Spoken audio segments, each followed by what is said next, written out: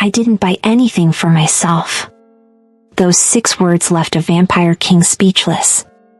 Iris stood there, hands trembling, holding nothing but receipts while 4 noblewomen glittered with jewels and designer clothes, and she'd just admitted to spending $5,000 on people she'd never even met. The room went so silent you could hear hearts beating. And Cale Thornborn, a 1,000-year-old vampire who'd seen empires fall and never flinched, felt something crack wide open in his chest.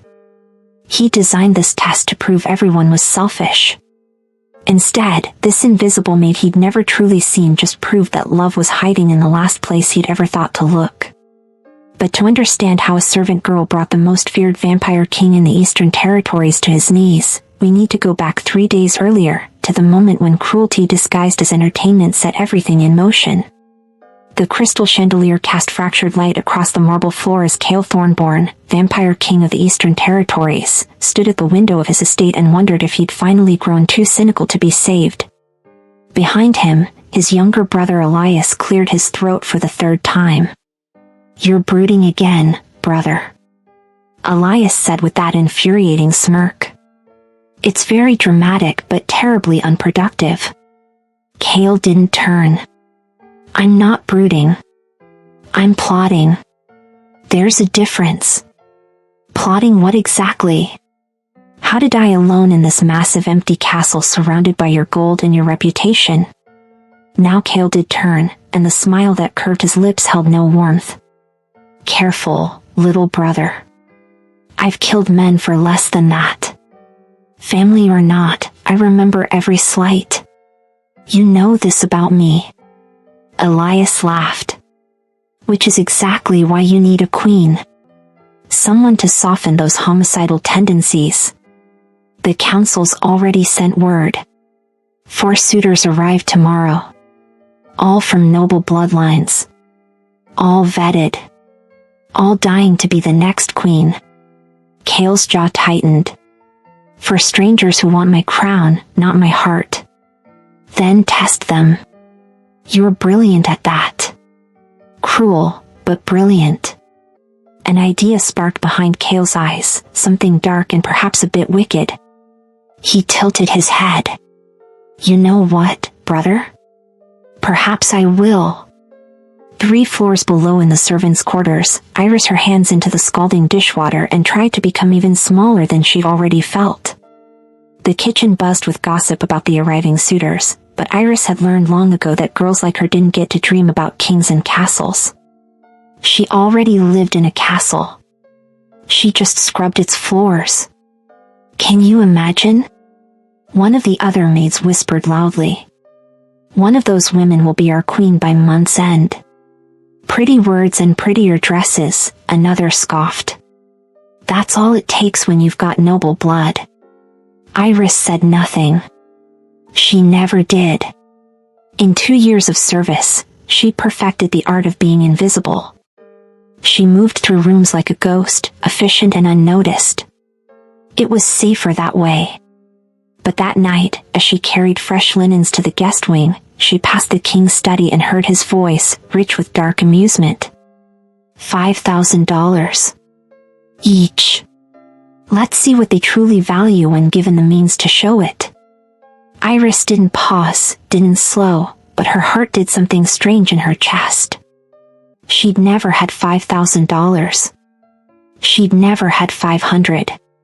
The number seemed impossible, like a fairy tale.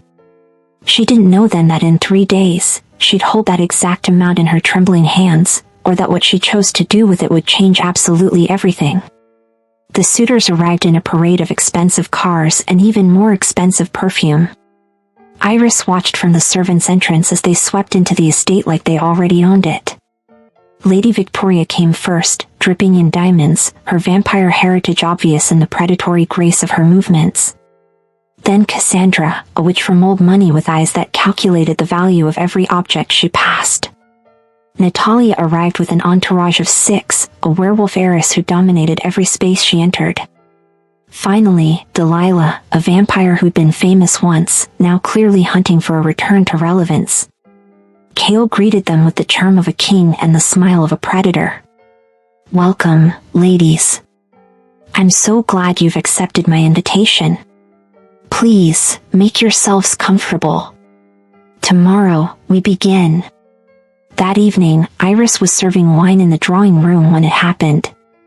She perfected the art of pouring without being seen, of moving around conversations like water around stone. But as she refilled Delilah's glass, the vampire suitor's eyes landed on her with sudden, cruel interest. My. Delilah's voice cut through the chatter. What have we here? Tell me, little maid, how long have you served the king? Iris's throat closed. 2 years, my lady. 2 years. Delilah smiled slowly. And I suppose you've entertained your own little fantasies about catching his eye? The room went silent. Iris felt heat crawl up her neck. No, my lady. Of course not. Of course not, Delilah mimicked. She turned to Cale, who watched the exchange with unreadable eyes. Your Majesty, I have a proposition. You're testing the 4 of us, yes. To see who's worthy of your crown? Cale's expression didn't change. I am. Then let's make it interesting. Include her. Give your little maid the same test. Let's see how she compares when given the same opportunity. The cruelty of it hung in the air. It was a game to Delilah, a way to humiliate someone beneath her and entertain the king. The other suitors laughed behind their hands. But Cale didn't laugh. He looked at Iris for the first time, really looked at her, and something flickered across his face too quick to read. When he spoke, his voice carried that dangerous edge his brother had warned about. You know what? I think that's a splendid idea. Iris's world tilted. Tomorrow morning, Cale continued, standing with the fluid grace of a born predator, each of you will receive $5,000. Cash. You have 24 hours to spend it however you wish. What you choose to buy will tell me everything I need to know about who you are. His eyes found Iris again. All 5 of you. Your Majesty, Iris whispered, I couldn't possibly. You can. You will. Cale's tone left no room for argument. Consider it a royal command. Then he smiled, and it was the smile of someone who'd lived 1,000 years and forgiven nothing. After all, we should see how you compare when given the same opportunity. Isn't that right, Lady Delilah? Delilah's satisfaction dimmed slightly, like she suddenly realized she might have started a game she didn't fully understand. That night, Iris couldn't sleep. $5,000. A test. The king's eyes on her, actually seeing her for the first time in 2 years. She didn't want this. Didn't want to be visible, didn't want to be judged alongside women who'd been born for crowns while she'd been born for service. But somewhere deeper, in a place she rarely let herself acknowledge, a tiny spark whispered, what if? What if this was her chance to show that worth wasn't about bloodlines? What if she could stay exactly who she was and somehow that could be enough? The question terrified her. But by morning, when Cale himself handed her an envelope containing $5,100 bills, his fingers brushing hers for just a moment, she knew there was no turning back. The test had begun. And Iris had 24 hours to decide who she was going to be. Listen, if you're still with me at this point, that means something. Don't just watch in silence like a ghost. Hit that subscribe button. It takes you 1 second, but it tells me you actually care about these stories I'm pouring my heart into. Also, I'm dying to know, where in the world are you watching this from? New York? London? Tokyo? Some small town I've never heard of? Drop your location in the comments. I want to know where my vampire-loving family is watching from because you're part of this community now and we've got so much more planned for you. Don't be that person who enjoys the whole thing and leaves without subscribing. Don't do me like that. Now let's get back to Iris and see what she does with that money. 24 hours later, they gathered in the grand hall. Kale sat on a chair that might as well have been a throne, his posture relaxed but his eyes sharp as blades. Elias stood beside him, arms crossed, clearly entertained. "Ladies," Kale said, and his gaze included Iris in that word for the first time in her life. "Show me what you've purchased." Lady Victoria went first. She gestured, and servants brought in racks of designer clothing. "I invested in my appearance, Your Majesty. A queen must look the part. These pieces will serve me for years at formal events by your side. Practical and elegant." Kale nodded slowly. "Practical. Indeed." Cassandra was next. She bought rare books, first editions of magical texts. "Knowledge is power, Your Majesty. I purchased wisdom that will help me advise you, help me be a partner worthy of your intellect." Natalia had donated half to a high-profile charity and spent the rest on a promotional campaign, complete with photographers documenting her generosity. The images were already trending online. "I invested in our reputation," she said smoothly. "A king needs a queen who understands public image." Delilah went last among the suitors. She bought jewelry, expensive and tasteful. "Heirlooms in the making," she explained. "Pieces to pass down to our children." "I was thinking of legacy." Each answer was calculated, strategic, designed to impress. And Kale's face revealed nothing. Then his eyes moved to Iris, who stood apart from the others, her hands empty, her face pale. "And you, Iris? What did you buy?"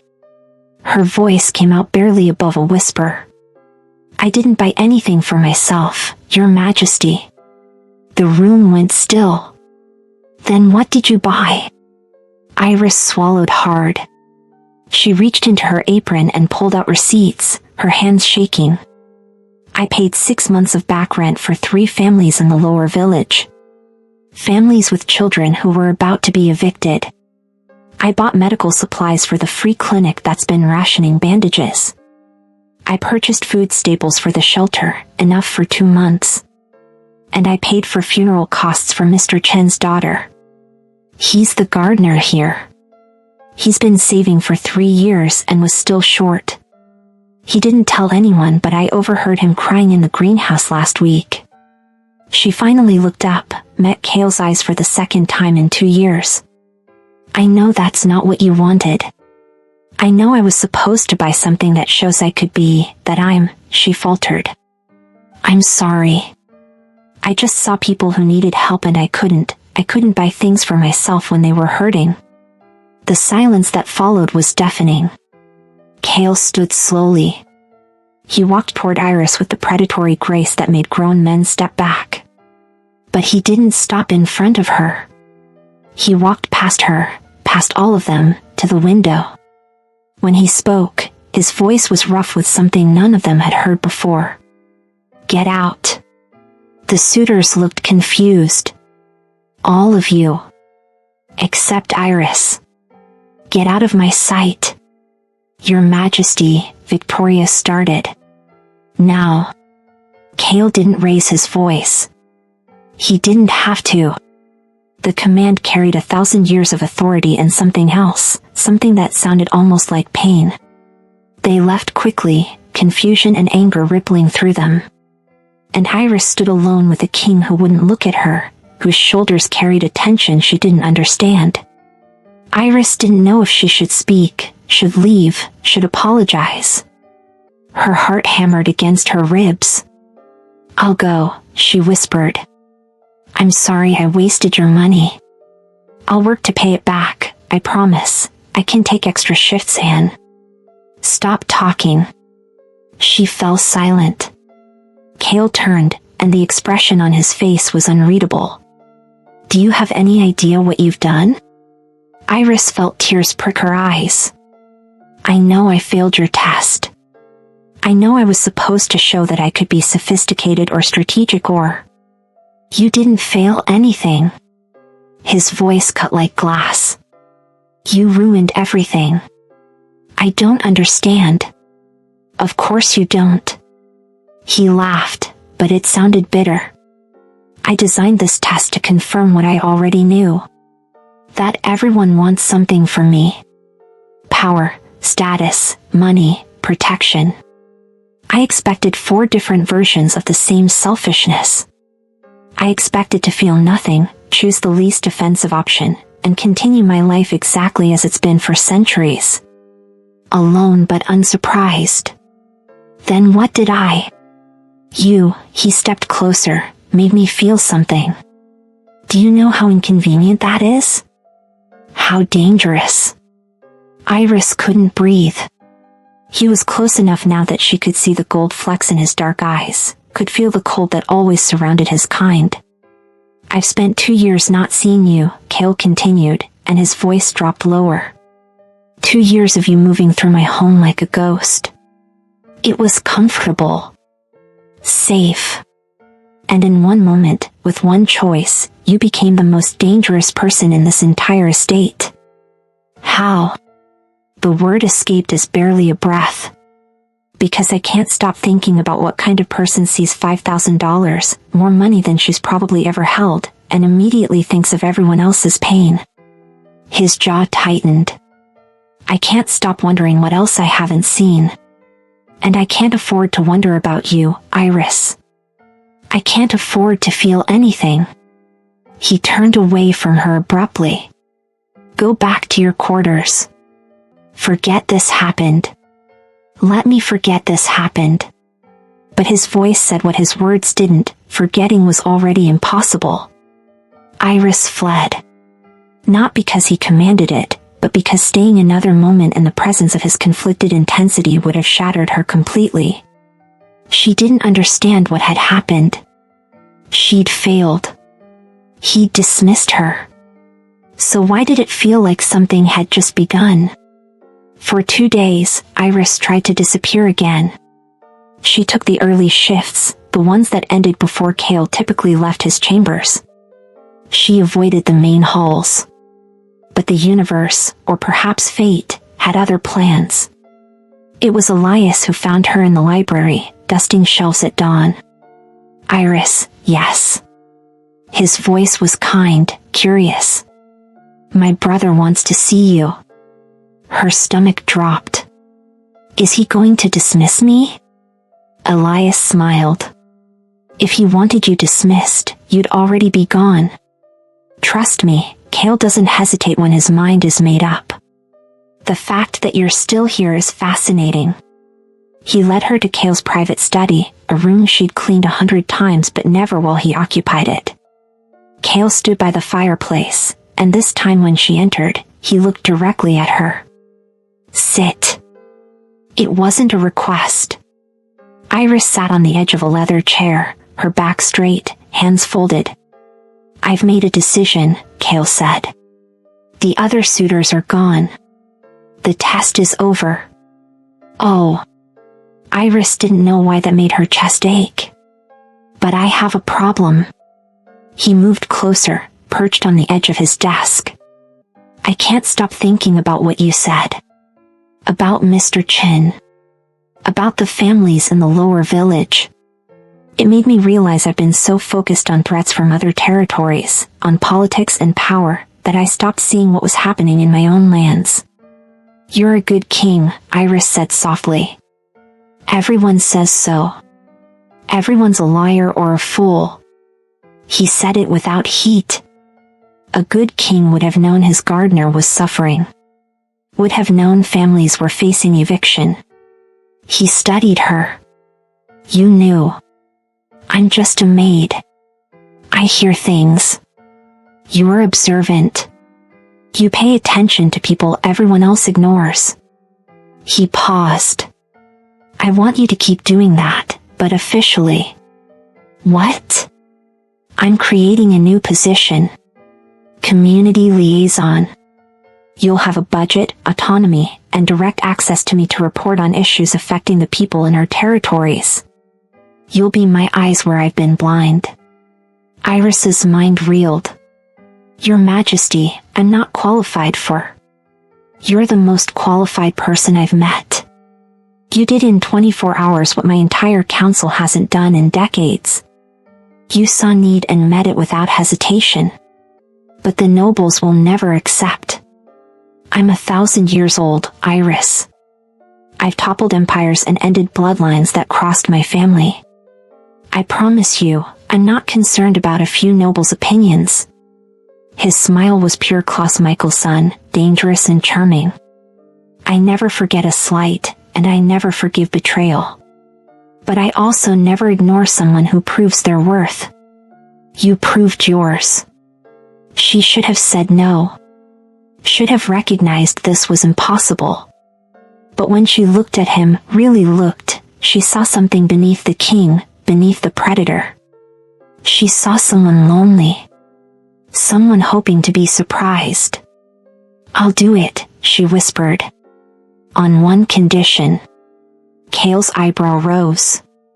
You're negotiating with a vampire king? You have to actually listen. When I tell you people are hurting, you have to care. Not just strategically. Really care. Something shifted in his expression, went soft in a way she suspected was rare. Deal. Over the next 2 weeks, Iris stepped into her new role with terrified determination. Cale had given her an office, a budget, and a title that made the other staff whisper. But he'd also given her something else, his time. Each evening, she reported to his study. What started as formal briefings slowly became conversations. She told him about the widow who needed help repairing her roof. He sent workers the next day. She mentioned the school needed books. They arrived within 48 hours. And slowly, carefully, they began to share pieces of themselves. It was during one of these evenings that Iris asked the question she'd been holding. Why did you really create this position? Why me? Cale was quiet for a long moment. He poured himself a drink, offered her one. She declined. Do you know why I never married? He finally said. In 1,000 years, why I never found a queen? Because you never found someone worthy? Because I never found someone real. He stared into his glass. When you live as long as I have, you learn to spot performance. Everyone who's approached me, romantically or otherwise, wanted something. They'd studied me, learned what I might want to hear, and performed it perfectly. That sounds exhausting. It's lonely. He looked at her then. You didn't perform, Iris. You didn't even try to impress me. You just were exactly who you are. I didn't think I had a chance, so there was no point in pretending. Exactly. He smiled sadly. Do you know what a gift that is? To see someone's truth? Iris hesitated, then decided to risk honesty. Can I tell you something? Always. I was married once. Very briefly. She looked at her hands. I was 17. He was from my village, seemed kind. But after the wedding, he changed. Or maybe he just stopped pretending. He wanted a servant, not a wife. Someone silent and useful and invisible. Cale's expression darkened dangerously. Where is he now? Dead. Illness took him 6 months after we married. Everyone said I should grieve, but all I felt was relief. Then guilt for feeling relieved. She took a shaky breath. I came here to disappear. To be invisible on purpose, because being seen had only brought me pain. You gave me $5,000 and for the first time in years, I chose to be visible. To matter. And it terrified me. You're not invisible anymore, Cale said quietly. Not to me. Their eyes met, and something passed between them, fragile and frightening and undeniably real. I need you to understand something about me, Cale said. I'm not a good man, Iris. I've done terrible things. I've killed without mercy. I hold grudges across generations. If someone hurts my family, I will burn their entire world down and sleep peacefully afterward.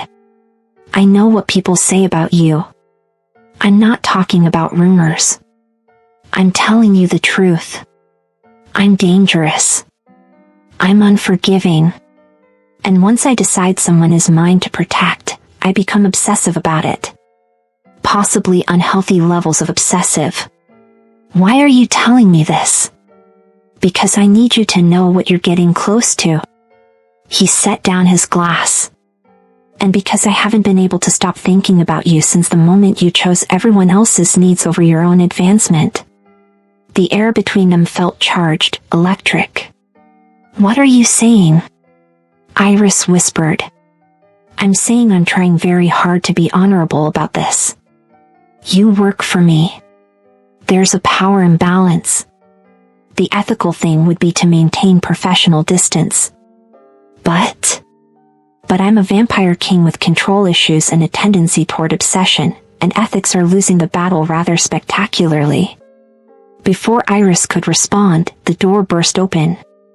Elias stood in the doorway, his expression urgent. We have a problem. The Northern Territories just made a move against one of our allied clans. They're calling for your response. Kale's demeanor shifted instantly, became the king, the warrior. How many? 15 dead. Mostly civilians. His jaw tightened. Summon the council. We move tonight. He glanced at Iris. We'll continue this conversation later. Can I help? The words escaped before Iris could stop them. Both brothers looked at her. This isn't your world, Iris. Kale's voice was gentle but firm. This is the brutal part. The part that would give you nightmares. She stood. You told me once I was observant. That I see what others miss. Maybe I can help. Something flickered in Kale's eyes, pride mixed with concern. Then come. But stay close to me. The next hours were a whirlwind. The council room filled with advisors, warriors, maps spread across tables. Iris stood in the corner, watching, listening. She noticed what they didn't, the pattern in the attacks, all hitting supply lines to villages, not military targets. They're not trying to start a war, she said quietly. Everyone turned. Excuse me? One of the generals looked offended that she'd spoken. But Kale held up a hand. Explain. Look at the targets. No strategic military value. But all of them supply food and medicine to civilian populations. They're not trying to conquer. They're trying to make you look weak. Like you can't protect your people. They want your own territories to lose faith in you. The room went silent as they checked the maps. She's right, Elias said slowly. This isn't an invasion. It's a political move. Kale's smile was dangerous and impressed. So we don't respond with military force. We respond by making our people feel safer than ever. We double the supplies, increase patrols, and make sure everyone knows we're not just protecting borders but taking care of them. It was brilliant. And it was Iris's insight that shaped it. After the council dispersed and plans were set in motion, Kale found Iris on the balcony, staring at the stars. You saved lives tonight, he said, coming to stand beside her. If we'd responded with the violence they expected, it would have escalated. Innocent people would have died. I just pointed out what I saw. You did more than that. You reminded me that strength isn't always about hitting back harder. Sometimes it's about protecting smarter. He was quiet for a moment. My father would have gone to war immediately. Killed everyone remotely connected to the attack. It's what I was raised to do. But it's not what you did. Because of you. He turned to her. You make me want to be better than what I was made to be. Iris felt her breath catch.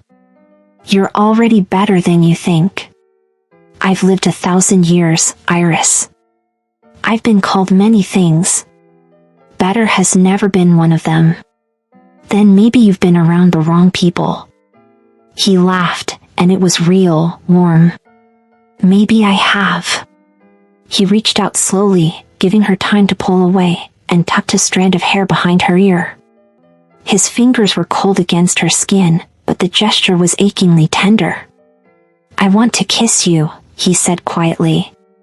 But I need you to tell me if that's something you want. I need to know this is real for you too, and not just you feeling obligated because of who I am. Iris's heart was thundering. I'm terrified, she admitted. But not of you. Of how much I want this. How much I'm starting to feel. What are you feeling? Like maybe I'm allowed to be seen. Like maybe being visible isn't dangerous with the right person. And is it? With me? I think you might be the safest person I've ever known. Even though you're probably the most dangerous. His smile was soft, genuine.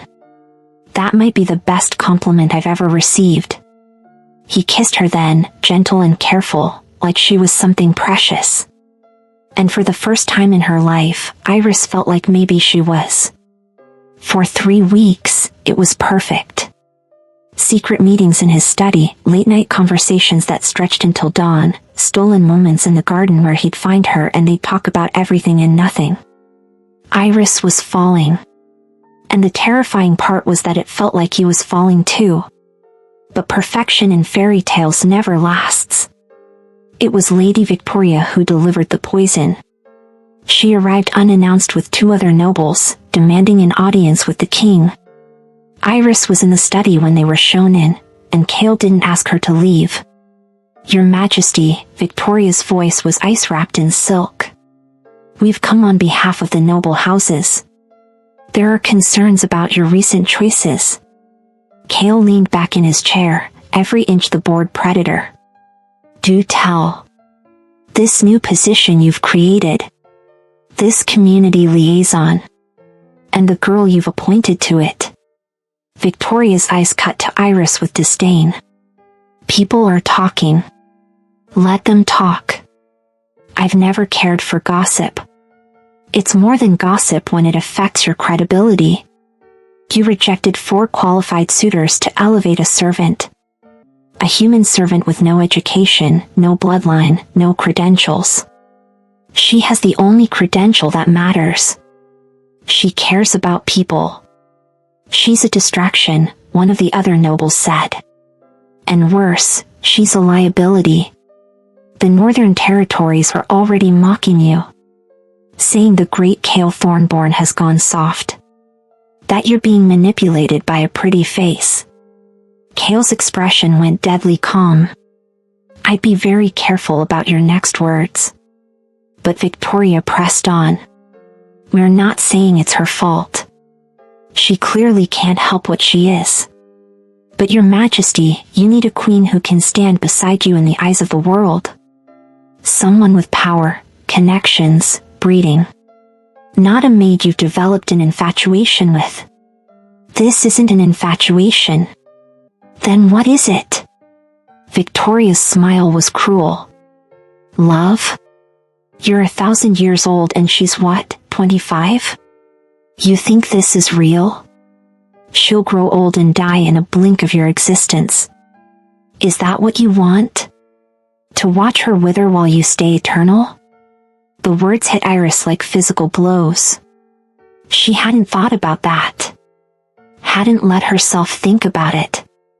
Leave, Kale said, his voice dangerous. Your Majesty. Now. They left, but the damage was done. Iris stood slowly. She's right. Don't. I'm human, Kale. I'll age. In 40 years, I'll be old and you'll still be exactly as you are now. In 60 years, I'll be dead. And you'll have centuries left to regret this. Iris. And she's right about the other part too. I'm nobody. I have no power to help you politically, no connections to strengthen your position. I'm a liability who makes you look weak. You make me stronger.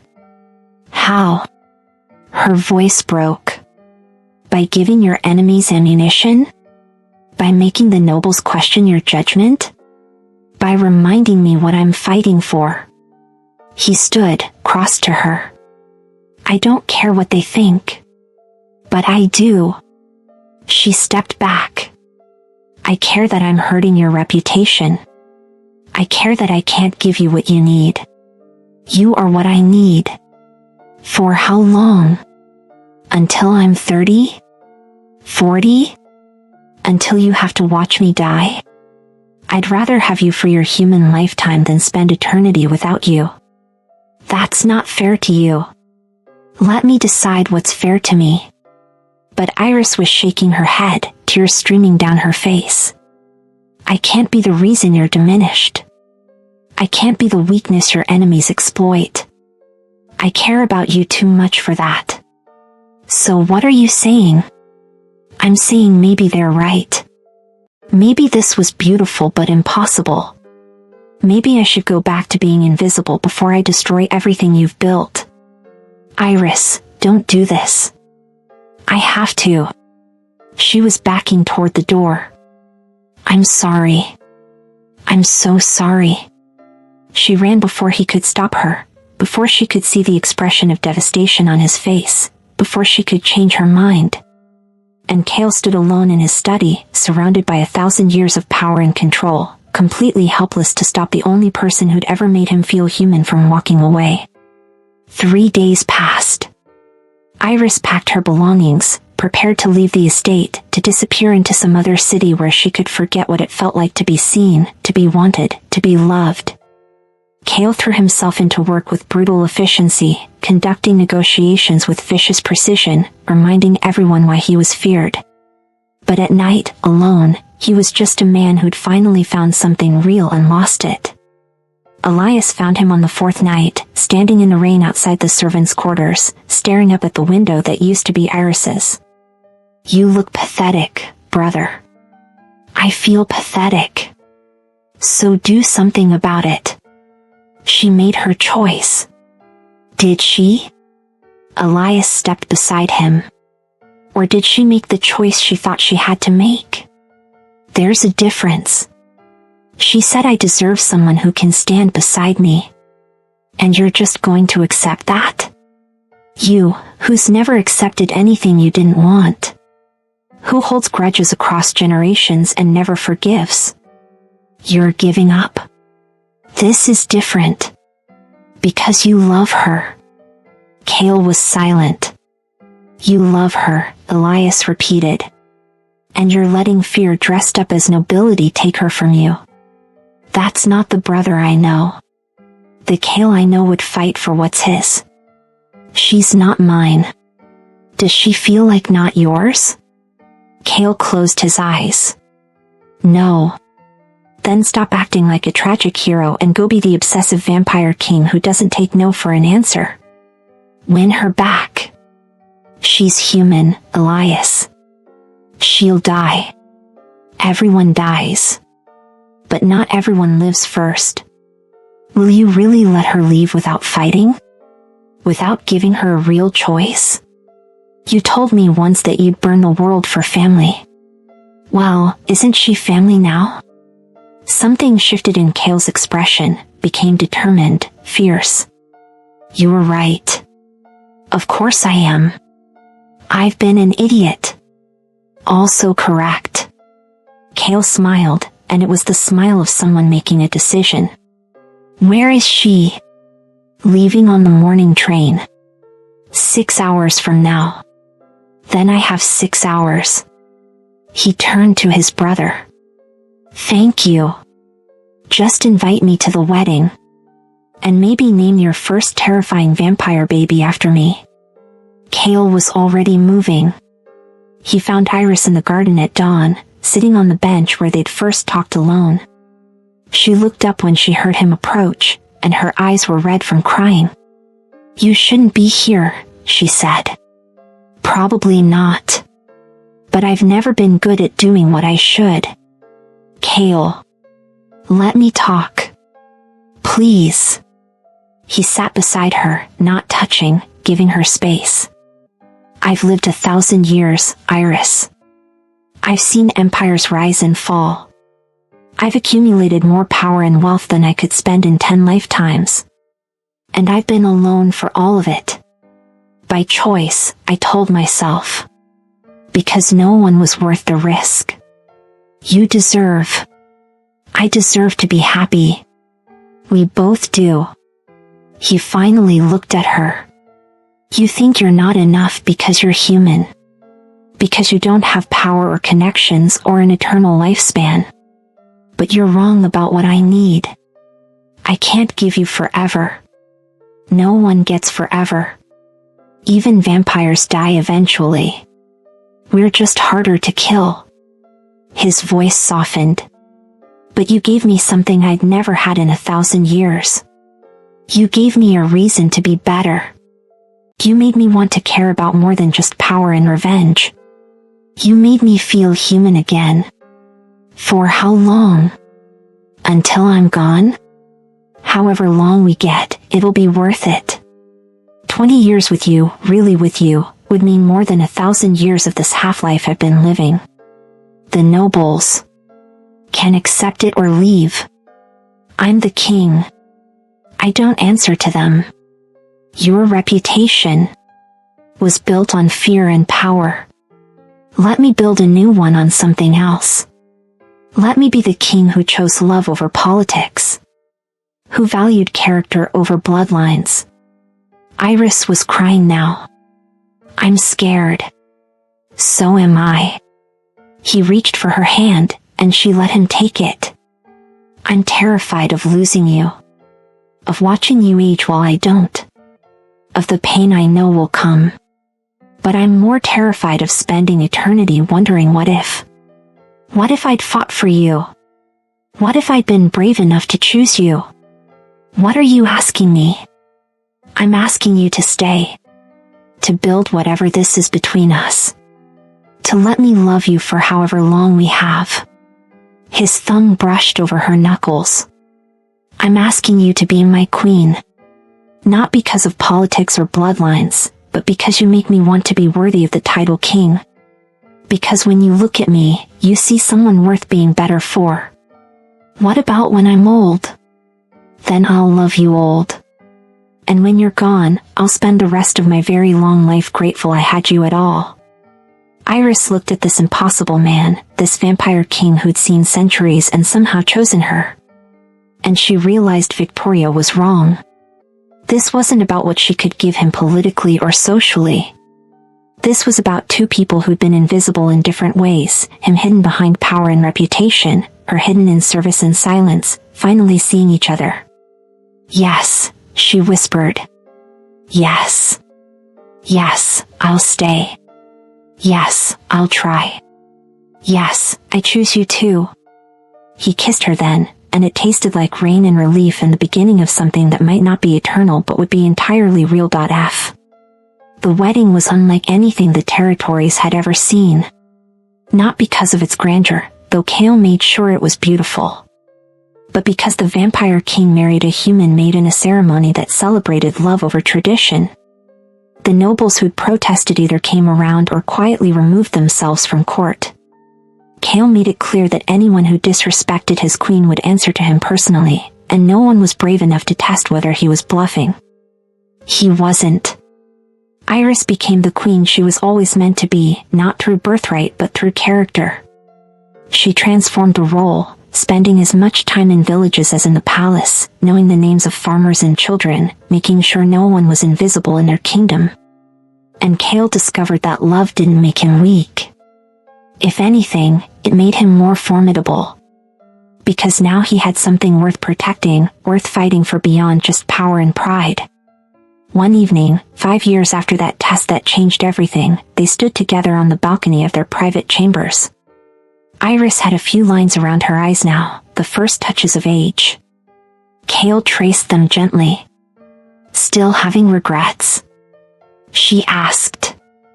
About choosing someone with an expiration date? Every day. Her face fell, and he smiled. I regret that I didn't find you sooner. That I wasted so much time being alone when I could have been with you. But choosing you? Never. Not for a single moment. Even when I'm 70 and you still look like this? Especially then. I'll be the envy of every man alive. They'll wonder what I did to deserve you. You're ridiculous. I'm in love. He pulled her closer. There's a difference. Elias appeared in the doorway, grinning. Hate to interrupt the eternal romance, but we have news. The Northern Territories just sent a formal apology and a request for alliance. Apparently, our reputation for actually caring about our people has made us the most stable, prosperous territory in generations. Who knew compassion could be strategic? Iris laughed. I tried to tell you. You did. Kale kissed her forehead. You really did. Also, Elias continued, Mr. Chen's grandson just got accepted to the Royal Academy. Full scholarship. He wanted to thank you personally, Iris. Tell him I'll visit tomorrow. After Elias left, Kale held Iris and thought about the test he designed 5 years ago. He'd been trying to confirm his cynicism, to prove that everyone was selfish. Instead, he'd found the person who proved that worth had nothing to do with status or power or immortality. He'd found someone who saw $5,000 and immediately thought of everyone else's pain. He'd found his queen in the last place he'd thought to look, and she'd saved him in ways he was still discovering. Do you ever think about that day? Iris asked quietly, as if reading his thoughts. When I told you what I'd bought? Every day. Do you wish I'd chosen differently? Been more strategic? If you'd chosen differently, you wouldn't be you. And you are exactly who I needed. She smiled and leaned into him, and they watched the sunset over territories they ruled together, a vampire king and a human queen, proving that the greatest power wasn't immortality or strength or fear.